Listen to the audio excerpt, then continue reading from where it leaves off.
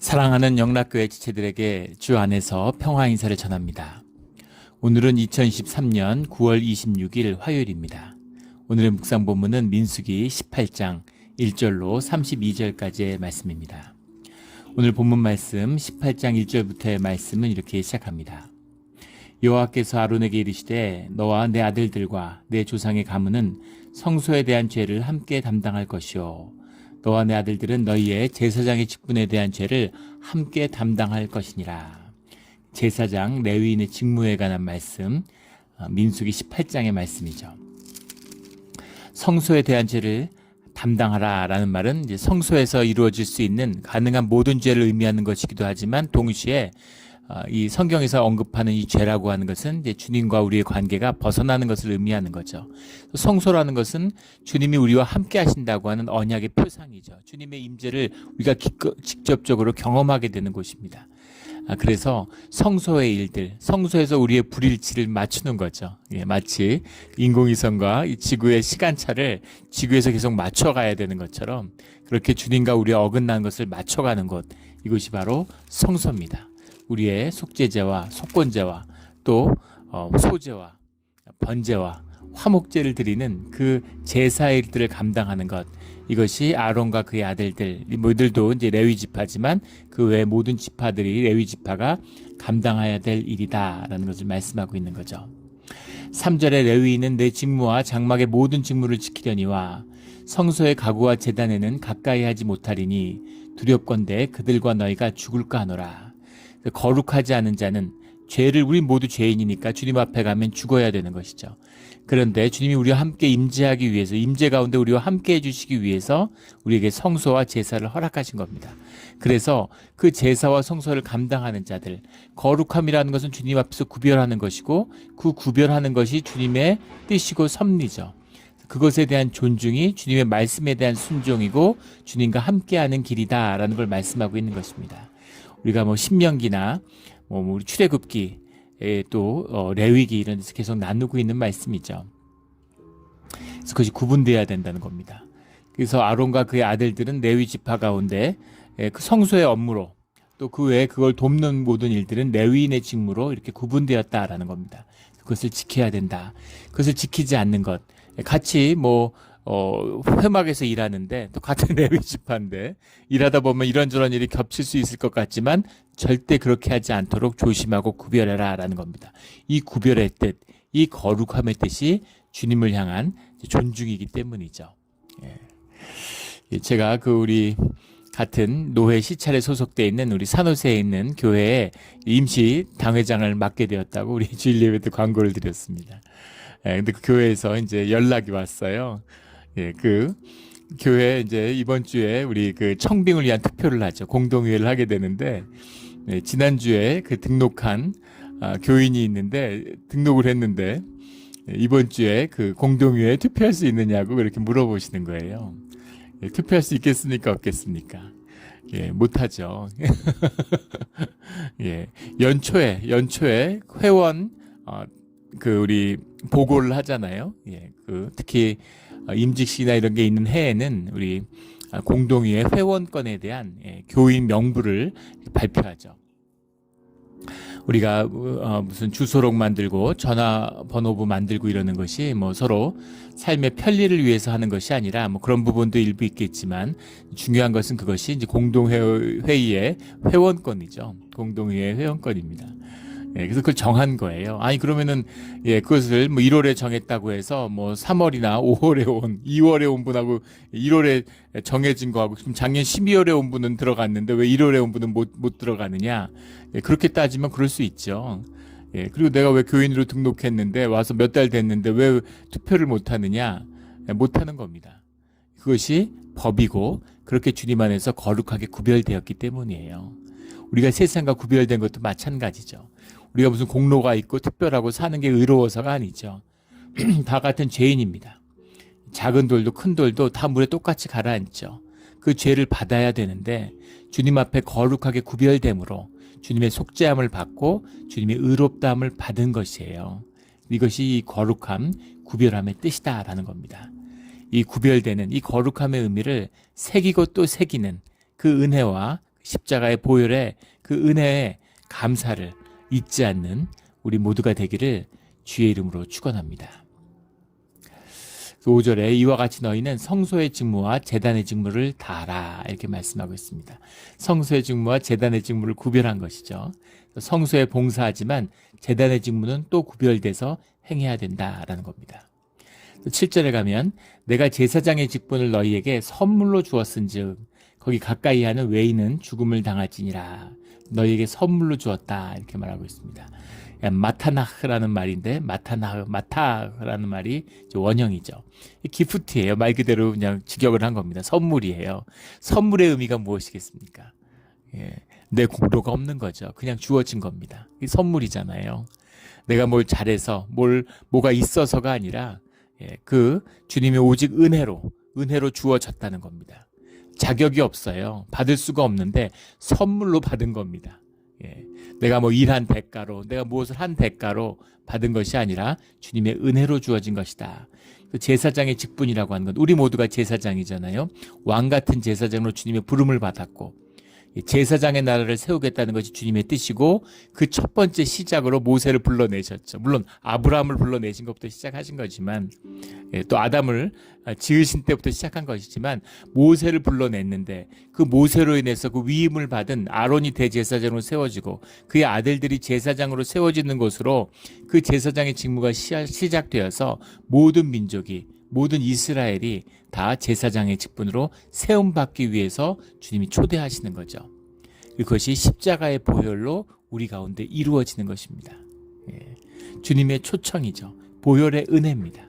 그 은혜로 모두가 제사장이 되는 제사장의 직분의 말씀, 이 구약에 나오는 레위기와 민수기 이런 말씀들은 우리에게 소중한 것이에요. 왜냐하면 우리가 뭐 지금 양을 잡고 소를 잡는 것은 아니지만 우리가 예배 가운데 주님을 섬기는 제사장으로 부름을 받았기 때문입니다. 그 의미와 뜻을 잊지 않고 매일 새기는 말씀에 순종함으로 주님의 제사장으로 주님 앞에 예배자로 서는 우리 모두가 되기를 주의 이름으로 축원합니다. 8절에 헌물을 내가 주관하게 하고 내가 기름 부음을 받았으므로 말미암아 그것을 너와 내 아들들에게 영구한 몫의 음식으로 주노라. 제사장의 몫에 대한 말씀이죠. 영구한이라는 게 오블람이라는 말이고 몫의 음식이라고 하는 게 이제 레하크라는 말인데 하가크 우리 많이 나오는 말이죠. 하가크라는 말이 이제 몫이란 말이죠. 잘랐다, 컷인, 잘라낸다 이런 의미입니다. 잘라낸다라는 말에서 이제 몫이 나온 것이죠. 너희의 목, 제사장의 몫이 있다는 겁니다. 제사장으로 부름받은 자에게는 주님이 주시는 제사장의 몫이 있는 거예요. 9절에 소제와 속제제와 속건제물은 다 지극히 거룩한즉 너와 내 아들들에게 돌리리니 10절에 지극히 거룩하게 여김으로 먹으라. 여기서 먹는다고 하는 의미는 우리 레위기 때도 나눈 적이 있는데 이것을 단순히 음식이나 무슨 사람들이 무슨 곡식을 먹는 것처럼 그런 몫의 이야기가 아니죠. 읽다 보면 꼭 그렇게 이제 느껴지는 뉘앙스가 있지만 속제제와 속건제의 제물입니다. 소제의 제물이에요. 그 제물을 제사장이 먹는다는 것은 뭐 배부르게 먹고 배 채워라, 먹고 산다 이런 의미가 아니라는 걸 나누었죠. 이것은 사람들의 주님 앞에 드린 그 죄사함 가운데 나온 그 아픔, 죽음을 마주하는 그 슬픔과 아픔과 상처를 보듬고 하나로 나누어야 된다. 그것을 중보하는, 같이 걸머지는 그런 자로 세움을 받아야 된다라는 뜻이라는 걸 나누었습니다. 그래서 우리 속죄물도 속건제물도 영 밖으로 나가는 영 밖의 비밀, 영문 밖의 비밀이죠. 영문 밖에 나가서 태우는 그것이 세상을 향해야 되는 것이다 라는 겁니다. 그래서 이것을 성물이라서 남자들이 다 먹을지니라 이게 그 얘기잖아요. 제사장들만 먹어야 된다는 얘기입니다. 그 성막 안에서 회막 안에서 그렇게 거룩히 구별됨으로 이것을 먹는다는 의미, 물론 먹는다는 본질적인 의미지만 삶이 연합되고 하나로 나누어져야 된다. 그 삶 가운데 뿌리내린 중보자다 제사장은 이 의미가 10절에 나오는 먹는다는 의미입니다. 그리고 11절부터 나오는 이야기가 그들에게 주어지는 몫의 음식, 너와 내 자녀에게 주어진 몫의 음식, 내 집에 정결한 자마다 먹을 것이니라 라는 건 구분된 자로서 제사장의 직분을 다하는 그들에게 주님이 11조로 채워주시는 11조로 나누게 하시는 그 뜻이 나와 있는 것이죠. 그래서 12절 13절에 보면 첫 소산, 제일 좋은 기름, 제일 좋은 포도주와 곡식을 내게 주었은즉, 주님께 드려지는 그 11조를 나누는 것이니까, 그것을 나누어 먹으니까 당연히 가장 좋은 것, 첫 소산, 첫 소산이라는 건 가장 좋은 것, 내게 가장 소중한 것의 의미와 주님의 언약의 의미가 같이 들어있다는 걸 우리 레위기에서 나누었죠. 예, 첫 열매가 열렸다. 그걸 주님이 받으셨다는 건 앞으로 우리 삶 가운데 열매가 끊어지지 않는다. 앞으로 열매가 30배, 60배, 100배로 주렁주렁 열리게 될 거라고 하는 주님의 언약이 담겨 있는 거죠. 그것을 주님이 기억하신다는 뜻이 들어 있습니다. 그렇게 받은 제일 좋은 기름, 제일 좋은 포도주를 주님께 드렸겠죠. 그것을 영원히 우리에게 약속하신다는 그 언약을 붙들고 있으니까 가장 좋은 것으로 주님께 드리는 거죠. 그런데 이제 그것을 주님이 뭐 먹고 주님이 하늘로 가져가시는 게 아니잖아요. 그러니까 제사장들이 나누어 먹는 것입니다. 그들이 여호와께 드리는 그 땅에 처음 익은 모든 열매는 내 것이니, 이 뜻이죠. 15절에 여호와께 드리는 모든 생물은 처음 나는 것이나 사람이나 짐승이나 다 내 것이로 돼. 주님께 드려지는 것인데 처음 태어난 사람은 반드시 대속할 것이요. 장자의 이야기, 우리 장자에게도 많이 나눴지만 그것도 첫 번째 주님의 것, 주님의 것이라는 건 모든 것이 주님에게 속했다고 하는 그 징표죠. 모든 이스라엘은, 모든 주의 자녀들은 주님의 것이죠. 그런데 그 장자를 주님 앞에 대속하는 것, 대표성입니다. 모든 사람이 주님의 것으로 드려졌다라는 뜻이 들어있는데, 그 뜻인 거죠. 16절에 그 사람을 대속할 때에는 난지 한 달 이후에 내가 정한 대로 성소의 세겔을 따라 은 5세겔로 대속하라. 세겔이라는 건 뭐 여러 번 나와서 나눈 거지만 은 11.7g을 의미하는 것이고, 한 세겔은 20게라라. 그러니까 한 0.57g 정도 되겠죠. 왜 이렇게 11.7g, 0.57g 이런 식으로 계량을 했을까? 이 계량이 먼저인 거죠. 우리 그 영미권에서는 foot 이런 걸 쓰잖아요. 요즘에 그런 거 안 쓰죠. 세계 공통으로 전부 다 뭐 미터를 쓰는데, 미터를 쓰고 뭐 킬로를 쓰는데, 근데 feet을 쓰고 foot을 써요. 그 feet이라는 것이 이제 우리 한 걸음 두 걸음, 근데 부정확하잖아요. 대충 한 걸음이지. 그걸 어떻게 알겠습니까? 그런 것처럼 예전에 그렇게 정했던 것이죠. 뭐 세겔로 우리 무슨 뭐예요? 그 뭐 몇 말 준다, 뭐 이런 거, 몇 대 준다, 이제 이런 것과 같은 것이죠. 그런 단위를 이제 표시하고 있습니다. 20절에 보면 여호와께서 또 아론에게 이르시되 너는 이스라엘 자손에게 땅에 기업도 없겠고 그들 중에 아무 분깃도 없을 것이나 내가 이스라엘 자손 중에 내 분깃이요 내 기업이니라. 정말 축복과 귀한 말씀을 주시는 겁니다. 레위인들은 땅과 기업이 없죠. 땅을 나누어 갔는데 땅에서 소산이 나오던 시절이잖아요.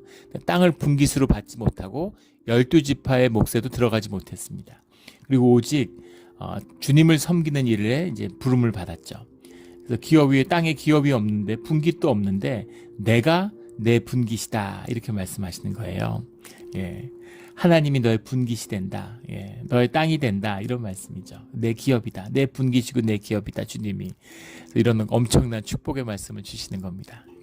주님으로 말미암아 먹고 사는 이 주의 자녀, 제사장으로 부름받은 왕같은 제사장, 주의 자녀의 삶이죠. 물론 뭐 자기가 소를 키울 수도 있고 뭐 텃밭도 좀 있고 이렇죠. 레위인들도. 그러나 그것으로 사는 것이 아니다라는 겁니다. 주님으로 사는 것, 주님이 주시는 걸 먹고 사는 것이 복된 것이죠. 주님의 것을 먹고 사는 삶은 세상이 다 먹고 살죠. 다 자기 힘으로 먹고 사는 것처럼 생각하지만 주님이 주시는 것입니다. 그런데 그것을 주님이 주시는 것으로 먹고 사는 자의 축복이 있다는 것이죠. 이것이 귀하고 복된 것이에요. 주님이 채우시는 겁니다. 이 풍성함, 주의 자녀들이 누리는 풍요함과 풍성함이 있어요. 작은 가게를 하는데도 그 부요함, 정말 보물단지처럼 끊임없이 마치 성경에 나오는 그 과부의 기름 종지처럼 끊어지지 않는 그런 축복이 임하는 것이죠. 그런가 하면 정말 뭐 세상에 큰 재물을 가진 것 같은데 그 인심과 인색함과 분쟁이 끊이지 않는 그런 일들도 많이 보게 되잖아요. 찌드는 것이죠. 인색하니까 은혜가 없고 더 찌들고 더 찌드는 것입니다. 주님이 주시는 것, 주님의 몫으로 사는 사람들의 자유함, 그 부요함, 풍요함이 있는 것이죠. 이걸 뭐 말로 해서 뭐 하겠습니까? 이걸 맛보고 누리는 자들만 아는 것이죠. 예. 예. 예전에 뭐 재미있는 좀 뭐 그냥 우스갯얘기일 수 있는데, 제가 저희 집사람이 이제 투병을 할 때 그때 이제 학교에 있었는데, 학교에서 여러 가지 혜택을 준 거죠. 사실은 이제 집사람의 그 암투병을 돕기 위해서. 그래서 이제 감염의 위험 때문에 집도 2채를 받아서 살았어요. 예. 그리고 뭐 직장도 없고 그런데, 그때 아이들이 축구부를 하는데 그 축구하는 친구들 중에 한 부모가 있는데, 예, 뭐 엘리트죠. 뭐 좋은 학교 나오고 뭐 집도 잘 살고 산 위에 대저택에 살고 뭐 은행에서 그런 프라이빗 뱅킹 뭐 그런 일을 하는 분들이었습니다. 근데 저한테 유독히 저희한테 이렇게 잘해주고 막 이렇게 식사도 같이 하자 그러고 초대도 하고 막 이렇게 어떻게든 저한테 잘해주려고 그러는 거예요. 그래서 처음에는 무슨 크리스찬인가 이렇게 생각을 했습니다. 근데 예, 무슨 그런 것도 아니에요. 예. 그런데 이제 나중에 재밌는 것은, 예, 그분들이 저한테 너가 혹시 한국에 재벌 이런 거 아니냐고 물어보더라고요. 그때 전 재산이 500불도 안 되던 시절인데, 예, 근데 저를 재벌로 오해한 겁니다. 근데 그분들이 이제 얘기하는 거 들으니까 그렇게 오해받을 수도 있겠구나 이런 생각이 들었어요. 저희 그 살던 동네가 그 마린 카운티 안에서도 굉장히 부자 동네였습니다. 신학교가 거기 있고 신학교 소유의 집들이 있으니까 거기에 살고 있고, 예, 또 그때 누가 이제 주셔서 고급 승용차를 타고 다녔어요. 뭐 굉장히 비싼 차를 타고 다녔습니다. 예, 그러니까 뭐 차도 고급 차를 타고, 외국 사람인데, 예, 또 이렇게 그 보험도 없는데 보험도 안 되고 보험도 없죠. 그런데 그때 뭐 이렇게 하루에 2만 불씩 되는 병원에 그 몇 달씩 막 장기 입원을 하고 병원 치료를 하고 있고, 외국에서 와서 계속 수술 받고 어마어마하죠. 뭐 한 달에 수십만 불씩 치료비가 나옵니다. 예, 그리고 또 아이들 뭐 전부 다 이제 한국 사람인데 애들은 미국에서 태어났다 그러고 애들이 학교 이렇게 적어내는데 유치원은 다 영국에서 나왔고 영국에서 유치원 초등학교 다니다가 왔고 뭐 그러니까 완전히 오해를 한 거죠.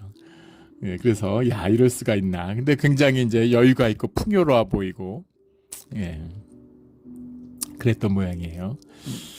근데 사실 부족함이 없었습니다. 예, 늘, 예, 뭐 벌이가 있을 때나 없을 때나, 예, 잡이 있을 때나 없을 때나, 예, 물론 뭐 이 목회직이라는 걸 딱히 잡이라고 보기 어렵지만 주님의 부르신 가운데 늘 채우심이 있고 늘 풍요로움이 있어요. 뭐라 말할 수 없는 여유와 은혜가 있습니다. 예. 예. 예전에 저희 어머니도 그런 얘기를 하신 적이 있는데, 진짜 종교는 위대한 것 같다 이러시면서, 예, 우리가 이제 뭐 전도서 생활을 제가 하고 제가 어렵게 살 텐데도 어떻게 이렇게 늘 여유가 있고 보면, 예, 아주 풍요해 보이고, 예, 베풀고 나누고, 예, 삶의 여유가 넘치는 것 같고 아주 부자들 같이 보인다고.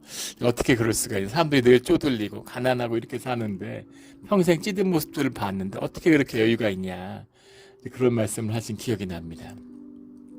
그런 것이죠. 주님 안에서 주님의 것을 먹기 때문에 가지는 은혜와 풍요함입니다. 자유함이죠. 예. 우리 또 예전에 교회에 섬겼던 교회 청년이 있는데, 청년이 직장 생활에 많이 지쳤어요. 좀 쉬고 싶기도 하고 회사 다니는 게 너무 힘들다 그래서 제가 회사 그만두라고 얘기했습니다. 힘들고 그렇게 어려운데 생존을 위해서 회사를 다닌다는 게 무슨 의미냐. 그만둬도 절대 죽지 않으니까 걱정하지 말고 그만두라고.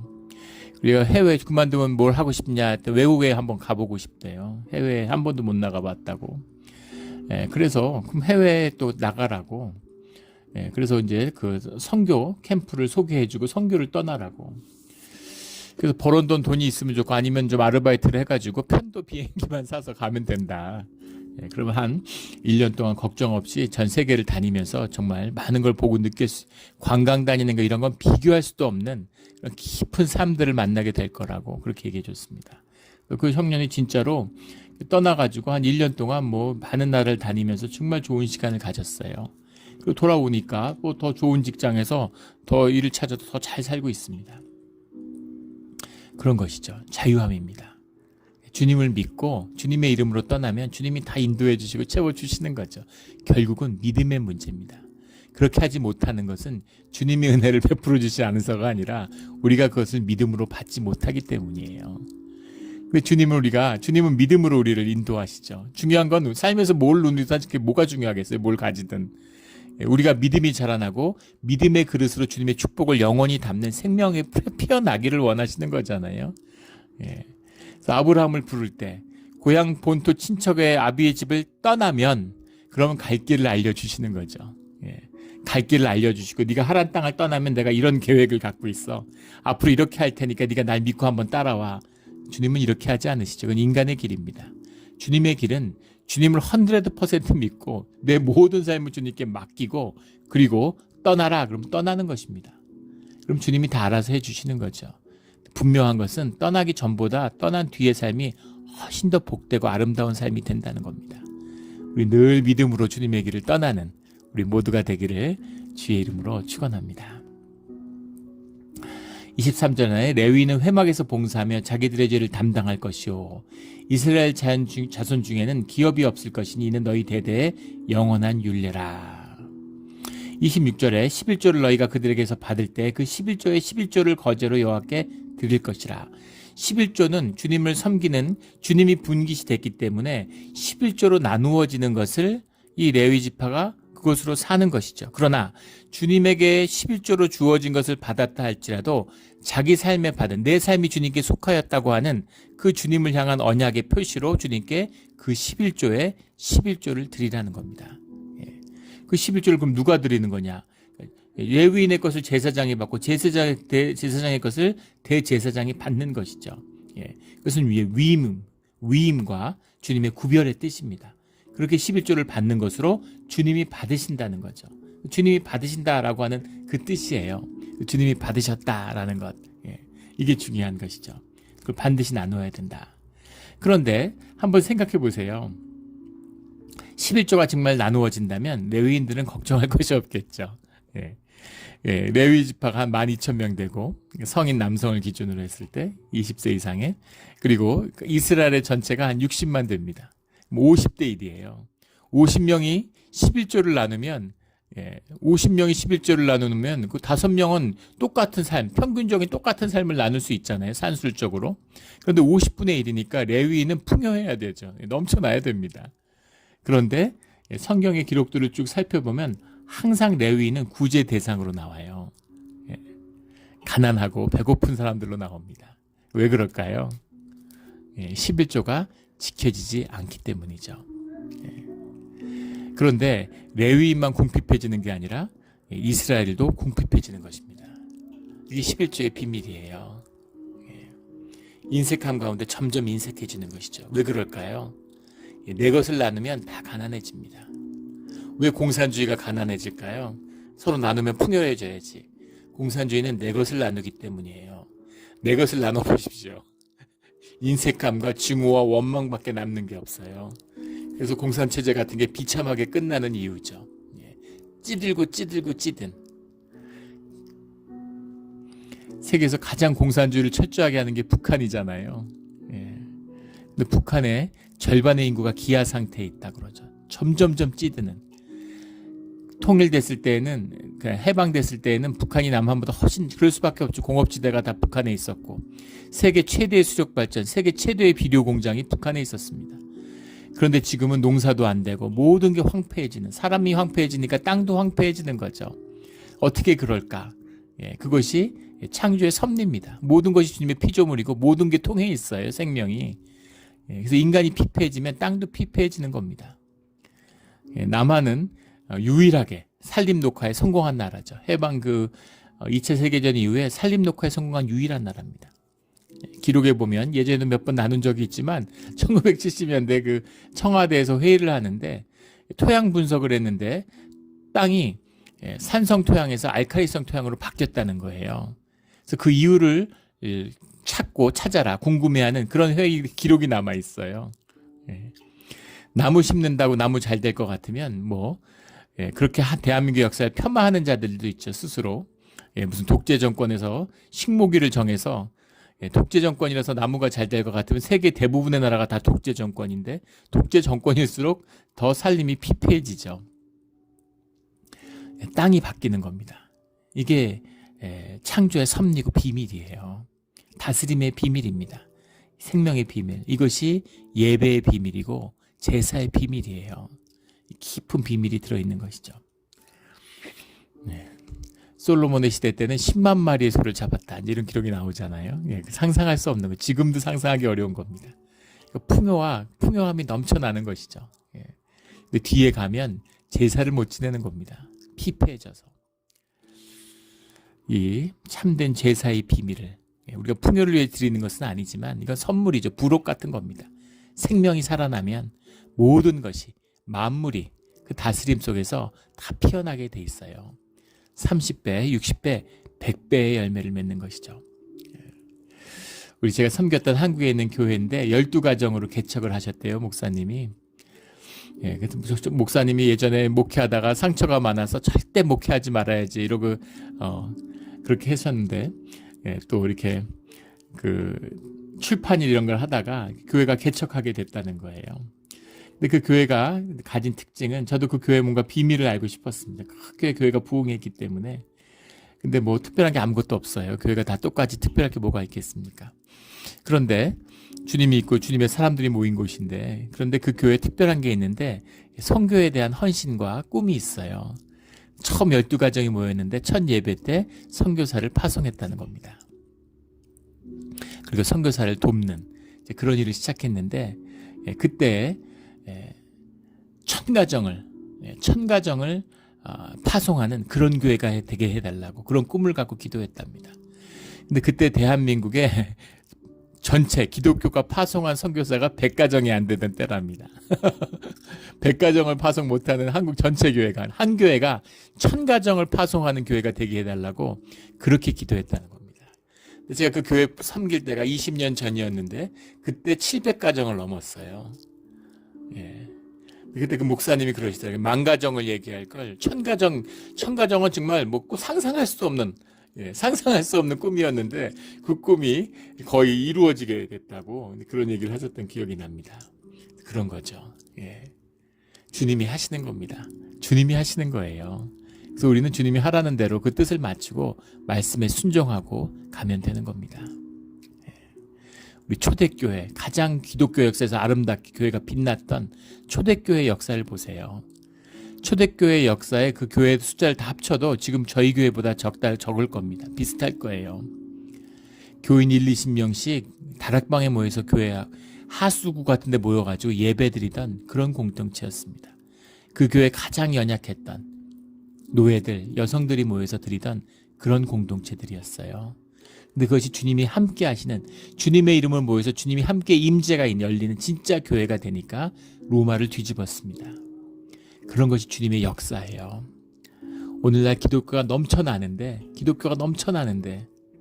그런데 아무 힘이 없는 가짜니까 생명이 아니니까 열매가 없고 역사가 없는 겁니다. 다 쥐어짜고 이벤트하고 만들어내고 주님이 기뻐하시지 않는 것이죠.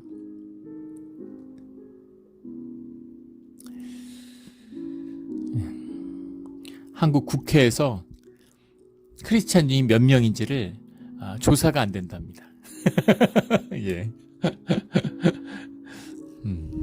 한국 3분의 1이 크리스찬이라고 그러니까 국회의원 한 3분의 1 돼야 되지 않겠어요? 예, 그런데 크리스찬이라고 말을 못하는 거예요. 여러 가지 이유가 있겠죠. 예. 딱히 뭐 교회도 안 다니니까 또 크리스찬이라고 하기도 뭐하고 또 선거 때 되면 교회들 다 다니잖아요. 저희도 한국에 있을 때 보면 선거 때 되면 또 그런 입구 정치인들, 뭐 후보자 이런 사람들 교회 부지런히 쫓아옵니다. 그래서 그 예배 때 한번 소개해 달라고 예배자인 것처럼 크리스찬인 것처럼 이렇게 소개하면 좀 득표에 득이 될까 뭐 이렇게 생각하는 거죠. 미국도 마찬가지죠. 우리 미국에 뭐 전임 대통령 이런 사람 보면 자기가 무슨 막 성경 들고 길에서 행진하고 평생에 한 번도 교회를 안 나가면서 무슨 기독교의 수호자인 것처럼 그게 뭔가 선거나 정치적으로 도움이 될까 이제 이런 거죠. 교회가 타락하고 정말 병든 그런 세상입니다. 이게 사과가 다 썩어갈 때, 열매가 썩어질 때 그 안에서 진짜 생명, 씨앗의 역사가 시작되는 것이죠. 지금이 그런 시대입니다. 교회가 다 썩어 나가요. 그러나 걱정할 것도 없고 두려워할 것도 없습니다. 주님의 살아계신 주님의 임재를 함께하는 참된 예배를 드리는 씨앗의 역사가 준비되고 있는 것이죠. 우리 몬트레이 영락교회가 그 씨앗의 역사의 한 부분이 되기를 주의 이름으로 축원합니다. 그것이 시작되겠죠. 29절에 너희가 받은 모든 헌물 중에서 너희는 그 아름다운 것 곧 거룩한 게 한 부분을 가져다가 여호와께 거제로 드려지니라. 여기서 아름다운 것이라는 말이 헬보브라는 말인데, 헬보브라는 말이 팻이에요. 기름기 있는, 고기에 기름기 있는 것입니다. 근데 이것은 이제 주님께, 기름과 피는 주님의 것이기 때문에 주님께 이제 번제를 드릴 때 태우는, 주님 앞에 태우는 것이죠. 그것은 이제 아름다운 것이다, 이렇게 번역을 한 것입니다. 거룩하게 한 부분, 코데시라는 거죠. 우리 수없이 나오는 거룩하다라는 게 구별짓는다. 주님 앞에 구별된 기름진 것을 주님께 드리는 것이죠. 31절에 너희와 너희의 권속이 어디든지 이것을 먹을 수 있음은 이는 회막에서 일한 너희의 보수임이니라. 보수라는 말이 나온다는 겁니다.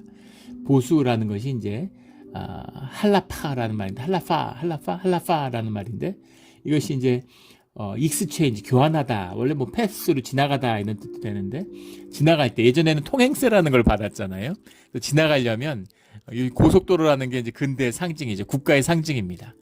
지방에 이제 영주들, 지방의 실력자들이 땅을 갖고 있는데, 지방의 영주들이 무슨 돈을 받느냐? 마치 그 조폭들이 시장 같은 데를 장악하고서 보호세를 뜯어내는 것처럼 똑같은 그 권력이죠. 그 정치 권력이라는 것이 땅을 차지하고 통행세를 받는 거예요. 중세 유럽도 마찬가지고. 우리 대한민국이나 이렇게 이제 그런 중앙 집권 국가의 경험이 있는 나라들은 이제 그런 경험이 없지만, 봉건제 국가들을 보면 봉건 영주들이 뭘 해요? 땅을 차지하고서 통행세를 받는 거죠. 그래서 이 할라파라는 말, 통행하다, 지나다니다라는 말이 이제 곧 익스체인지, 돈을 내고 지나갈 권리를 얻는다, 이런 뜻이 된 거죠. 여기서 이게 이제 리턴, 이런 의미, 보수라는 의미가 이제 나오는 것입니다. 회막에서 일한 너희의 보수입니다. 그러니까 주님이 그 일한 것을 결코 헛되이 하지 않고 살게 해주신다, 이런 뜻입니다. 이걸 오해하면 안 돼요. 이것을 무슨 월급처럼, 사례같이 그렇게 생각하면 안 됩니다. 교회에서도 사례라는 말을 써 사례비를 드린다, 그런데 그런 말을 통용하지만, 사례라는 건 일에 대한 보답이라는 뜻이죠. 일에 대한 보답을 받는 게 아니에요. 우리 예전 교회에서는, 우리 교회도 그 이름을 바꿨죠. 신수비라고 이름을 바꿨습니다. 뗄나무 신자에다가 물숫자죠. 뗄나무 깎아 물값을 준다. 그러니까 먹고 살게 해준다는 거예요. 필요를 채운다는 겁니다. 살 수 있게 해준다는 뜻이에요. 그 뜻이 이 안에 들어있는 거죠. 그런데 주님이 그 일한 것, 그것에 대한 보답을, 내가 이만큼 일했으니까 이만큼 일하고, 20시간 일하면 해프타임이고 40시간 일하면 풀타임, 이거 아닙니다. 온 삶을 다 넣어야 되는 것이죠. 그리고 삶이, 그 삶에 대한 살아가는 모든 것을 주님이 책임져 주신다라는 거죠. 너희는 이 32절에 이스라엘 자손의 성물을 더럽히지 말라. 그리하여 죽지 아니하리라. 여기서 자손의 성물을 더럽히지 말라는 것은 너희의 11조를 잊지 말아라 라는 겁니다. 레위인들이 그렇게 생각할 수 있지 않겠어요? 성전에서 일하는데 어차피 11조 받은 걸 우리가 먹고 사는데 거기서 11조를 또 드린다는 게 무슨 의미가 있을까? 결국 우리가 먹고 사는 건데, 그렇게 생각할 수 있지 않겠어요? 제사장들이 우리도 레위집하고 어차피 11조를 사는데 우리 11조를 주님이 갖고 올라가시는 게 아니잖아요. 자기들이 먹잖아요. 그런데 만약에 그렇게 해서 너희의 11조를 더럽히면 그것은 그 11조가 사람들에게 거둔 11조를 오염시키는 것이고, 그것은 성물을 더럽히는 것이다. 그것이 의미하는 것은 너희가 죽는 것이다, 이 말입니다. 죽음에 얼마나 가까이 있는지, 거룩함 곁에서 머문다고 하는 것은 죽음 곁에 머무는 것이죠. 물론 우리가 죽음을 만나고 죽음을 품고 죽음 앞에 나아가는 것이 우리의 신앙이지만, 여기서 말하는 죽음이라는 것은 우리의 육신의 죽음을 뛰어넘는, 육신의 죽음으로 말미암아서 사는 것이 아니라 영원한 죽음, 악인의 끝을 보게 된다, 이 말입니다. 무시무시한 말이에요. 어차피 다 죽는데 그런 얘기가 아닙니다. 영원한 죽음, 버림받음, 주님의 그 집에서 쫓겨남을 받은, 육신의 죽음을 뛰어넘는 영원한 죽음이에요. 이것입니다. 얼마나 무서운 말씀인 줄 알겠죠. 그래서 주님의 말씀을 순종하고 주님의 거룩한 말씀을 따라 산다고 하는 것, 이것이 주님의 부름을 받은 거룩한 제사장의 소명이고 가야 하는 길이다라는 겁니다. 우리 늘 현상에 보이는 것을 뛰어넘는 본질을 보고 누리고 회복하는 그런 우리의 믿음, 신앙생활이 되기를 예수 그리스도 이름으로 축원합니다. 아멘. 기도드리겠습니다. 하나님 아버지 감사합니다. 우리 모든 크리스찬이 주님 앞에 왕같은 제사장으로 부름을 받았습니다. 우리가 부족하고 준비가 되어 있지 않지만 오직 주님의 은혜로, 주님의 오직 100% 은혜로 선물로 주님이 주시는 직분과 소명을 받았습니다. 이 소명에 충실하게 주님을 나의 분깃과 주님을 나의 기업으로 받을 때 주님이 주시는 그 축복하는 삶, 주님으로 인해서 먹는 것에 그 복된 삶을 누리며 살아가는 우리 믿음과 신앙의 자리가 되게 하여 주시옵소서. 생존을 넘어서서 생명을 피워내는 우리의 삶의 자리가 되기를 소원합니다. 감사하며 예수 그리스도 이름으로 기도드렸습니다. 아멘.